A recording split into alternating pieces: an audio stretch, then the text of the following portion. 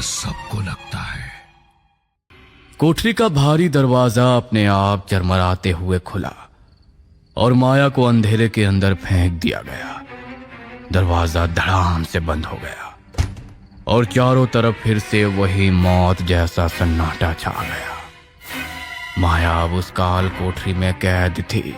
माया ने खूब कोशिश की कि वो गेट खोल सके, पर गेट खुल ही नहीं रहा था। वो चिल्ला रही थी, दहाड़ रही थी, सब कोशिश नाकाम थी। कोठरी की हवा में सड़े हुए फूलों और पुराने सिंदूर की एक अजीब सी गंध थी। माया फर्श पर सिमटी हुई कांप रही थी।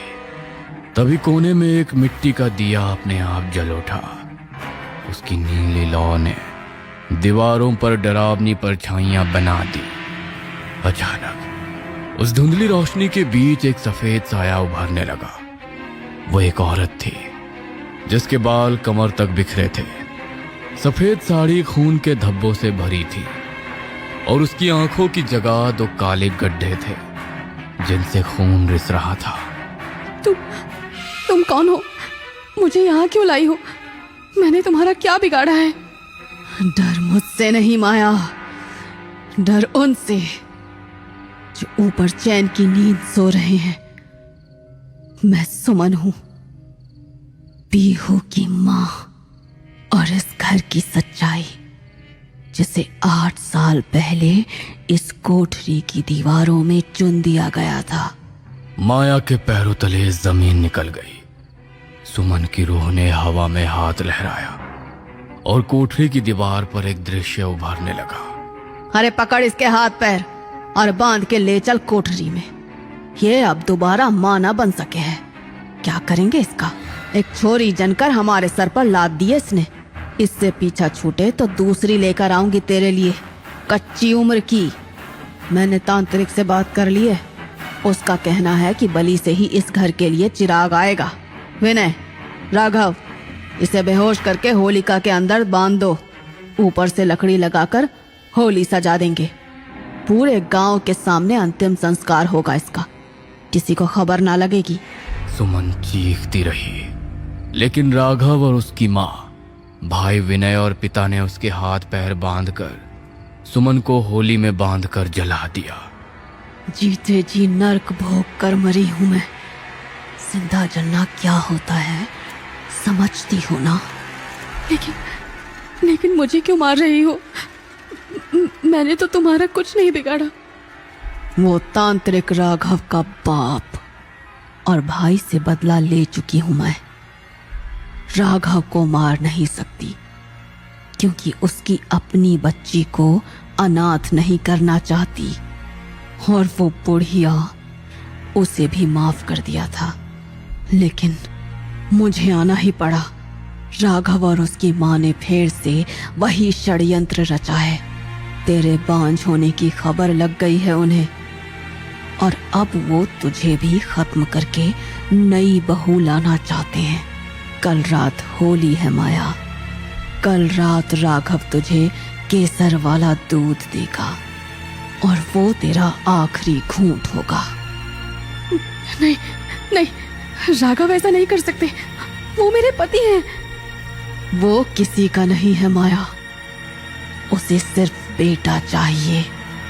कल रात जब वो बरगद के पीछे होलिका दहन की तैयारी करेगा तो उसमें तेरा भी दहन होगा।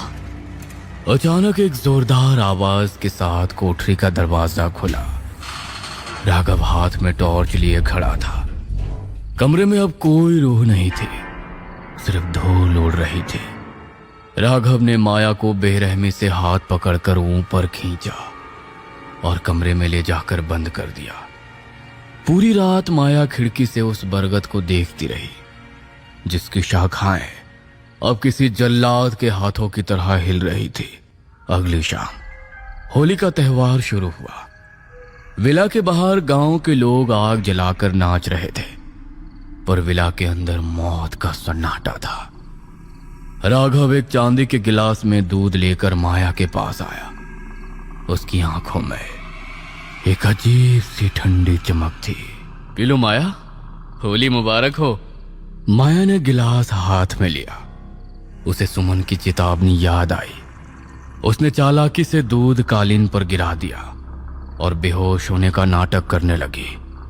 राघव और उसकी मां ने उसे उठाया और घसीटते हुए उसी विशाल बरगद के पेड़ के नीचे ले गए। जल्दी करो राघव, आधी रात है, अभी गांव में कोई नहीं है, इसे ठिकाने लगा दो। इस बार बलि सही हुई तो अगले साल घर में कुलदीपक जरूर आएगा। जैसे ही राघव ने माया को लकड़ी में धकेलने के लिए हाथ बढ़ाया, माया ने अपनी आंखें खोल दी। उसने पास में रखे गुलाल को मुट्ठी भर के राघव की ओर उछाला। राघव की आंखों के आगे अंधेरा छा गया और वो जाकर जमीन पर पड़े एक भारी पत्थर से जा टकराया। होली मुबारक हो माँ जी।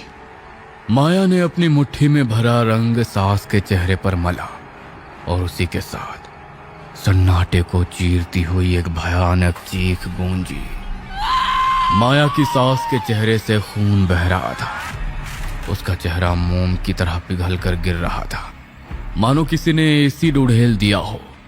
राघव को अचानक माया के चेहरे में सुमन का चेहरा दिखाई देता है, जिसे देखकर उसके होश उड़ जाते हैं। नहीं, ये नहीं हो सकता। तुम तो मर चुकी हो। मैं मरी नहीं थी राघव, तुमने हत्या की थी, सिर्फ मेरी नहीं, मेरे प्यार और मेरे विश्वास की भी। और शायद अपनी मौत के लिए तुझे माफ भी कर देती, लेकिन तुम माँ बेटे की गंदी सोच न जाने कितनी मासूमों की बलि लेती। अरे तेरे जैसा कोई आदमी कल को मेरी बच्ची को भी लड़का पैदा करने की मशीन समझे, उससे पहले खत्म कर दूंगी तेरे जैसी सोच को मैं। बरगद की जड़ें सांपों की तरह राघव और उसकी मां के पैरों में लिपट गईं।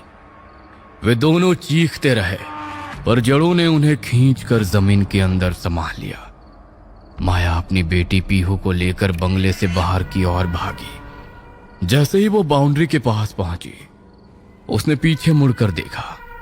बरगद के पेड़ के पास जल रहा नीला दिया अचानक बुझ गया। अगली सुबह जब गांव वाले वहां पहुंचे तो बंगला खाली था। बरगद का पेड़ रातों रात सूखकर काला पड़ चुका था। पुलिस को वहां राघव और उसकी मां का कोई निशान नहीं मिला, पर गड्ढे की खुदाई में सुमन के कंकाल मिले। शहर के एक छोटे से घर में माया पीहू का हाथ पकड़कर सो रही है। अचानक पीहू नींद से कुनमुनाती है। माया उठकर उसे देखती है। तभी उसकी नजर पास के आईने पर पड़ती है। आईने में माया का चेहरा साफ है, पर उसके पीछे सुमन की रूह खड़ी मुस्कुरा रही है। सुमन धीरे से अपना हाथ माया के सिर पर रखती है और गायब हो जाती है। इंसाफ मिल चुका था, पर उस सिंदूर का श्राप अब माया की सुरक्षा का कवच बन गया था। बरगद का पेड़ आज भी खड़ा है, पर अब वहां कोई दिया नहीं जलता, क्योंकि वहां अब कोई राज दफन नहीं, बल्कि सच्चाई आजाद है।